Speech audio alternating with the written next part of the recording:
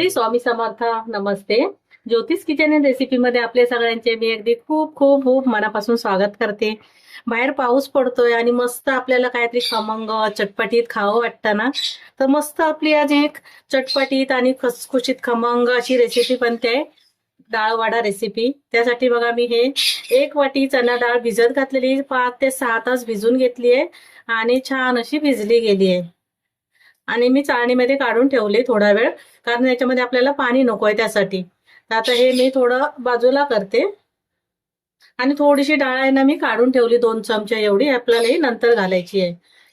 तर हे थोडी मी मिक्सरच्या भांड्यामध्ये डाळ काढून घेते आणि वाटायची आपल्याला ते. मी इथे मिक्सरच्या भांड्यामध्ये चणा डाळ थोडीशी काढून घेतली आहे. सर्व एकदम नाही वाटणार आहे, थोडी थोडी वाटणार आहे. आणि त्याच्यामध्ये थोडंसं जिरं घालते, अर्धा चमचा एवढं. हे अख्खे धने घालून घेते, 1 चमचा एवढे धने आहेत. आलं घेतलंय, अर्धा इंच एवढं आलं आहे आणि 5-6 लसूणच्या पाकळ्या आहेत, त्या पण घालून घेतल्या आहेत. आता मिरची आपल्या आवडीप्रमाणे घालायची आहे, तिखट मिरची आहे तर मी 5-6-7 मिरच्या एवढं घालून घेते. तिखट झणझणीत असं छान वाटतं खायला, असं तोडून घालते थोड्या. तिखट आवडीप्रमाणे तुम्ही घेऊ शकता, पण असं झणझणीत छान वाटतं. हे कढीपत्ता घेतलाय, तो पण थोडा घालून घेते कढीपत्ता, आणि पाणी न घालता जाडसरे वाटून घेते, कमी जास्त मिक्सर करत.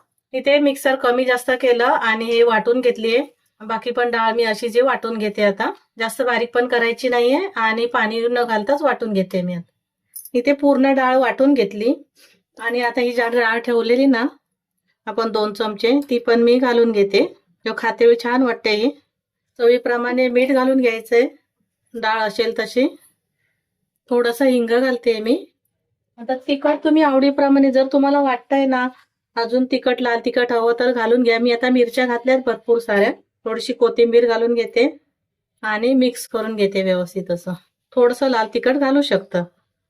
आणि हे सर्व वाटलं ना, मिश्रण पातळ आहे थोडंसं, तर एखादा चमचा तांदळाचं पीठ घालून घ्यायचं, म्हणजे जास्त पण नाही घालायचं. आता व्यवस्थित असं मिक्स करून घेते मी.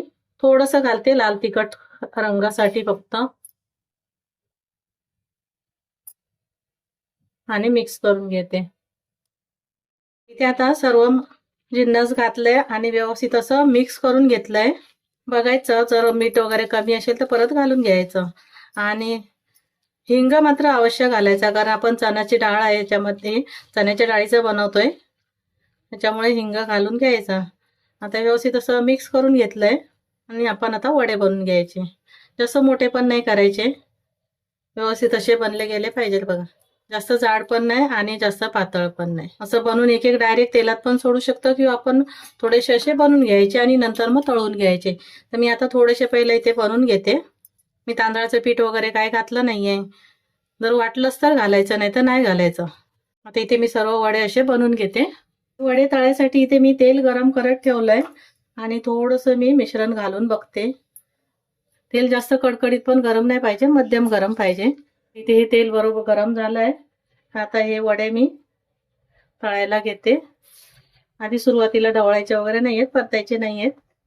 जेवढे एका वेळेला बसतील तेवढेच वडे घालून घ्यायचे. थोडंसं सोबत तेल घालून घेते. सुरुवातीला एखादं मिनिट हे झालं ना की नंतर मग वडे हे मी परतून घेते. आणि गॅस आता मध्यम करायचा आणि दोन्ही बाजूने मस्त खमंग असे हे वडे तळून घेते. इथे आता आलटून पलटून दोन्ही बाजूने मस्त खमंग असे वडे मी तळून घेतले आहेत आणि काढून घेते. रंग किती छान मस्त आलाय बघा. आणि बाकी सर्व असेच वडे तळून घेते मी. इथे आपले मस्त असे खमंग चटपटीत असे वडे तयार झाले आहेत. बाहेर पाऊस पडतोय आणि त्याबरोबर उफाळता चहा, वाफाळता एकदम मस्त असं खिडकीत बसायचं. आणि त्याच्यावर चटणी तुम्ही केलं तर आणखी उत्तम. तर मी चटणी आता केली नाहीये, पण असे मस्त डाळ वडे तयार केले आहेत. जर तुम्हाला माझी रेसिपी आवडली असेल तर लाईक करा, शेअर करा, सबस्क्राईब करा.